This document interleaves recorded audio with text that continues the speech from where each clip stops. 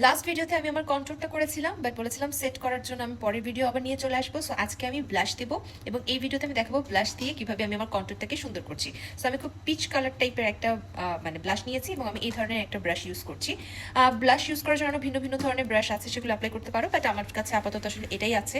So আমি এখন এটাই ব্যবহার করছি এবং ঠিক আমি এতটুকুতে ব্লাশটা দেবো। আমরা একটা জিনিস খুব বেশি ভুল করি, আমরা এখানে ব্লাশ দিই, এখানে ব্লাশ দিই, এখানে ব্লাশ দিই, এতে আমাদের ফেস অনেক বেশি গোল গোল হয়ে ওঠে। যারা একটু আমার মতো চাবি তাদের উচিত শুধুমাত্র এতটুকুতে ব্লাশ করা। এতে হচ্ছে ফেস খুব একটা মোটা লাগবে না, খানিকটা সুন্দর লাগবে। কিন্তু তারপরেও আমি যেটা করি, আমার এখানে ব্লাশ দিতে অনেক ভালো লাগে, তাই প্রায় আমি এখানে ব্লাশ দিই। বাট এই দুই জায়গায় ব্লাশ কখনোই দিবে না, এই জায়গায় ওইভাবে ব্লাশ দিবে না, তাহলে অনেক বেশি মোটা লাগবে। সো আজকে এইভাবে আমি ব্লাশ দিয়ে দিচ্ছি অ্যান্ড সি চেঞ্জ কতটুকু চেঞ্জ হচ্ছে। আমার ব্লাশ অ্যাপ্লাই করার ডান এবং দেখো এই ব্লাশটা আমি জাস্ট এতটুকু অ্যাপ্লাই করেছি এবং খুবই হালকা অ্যাপ্লাই করেছি। অনেকে অনেক বেশি ব্লাশ দাও, একদম লাল নীল করে ফেলো ফেস, এতে খুবই বাজে লাগে। মেকআপে যত কম পরিমাণ ব্লাশ অ্যাপ্লাই করবে তত বেশি সুন্দর লাগবে, যত বেশি ব্লাশ দিবে তত বেশি তোমাকে মনে হবে যে তুমি মেকআপ পারো না।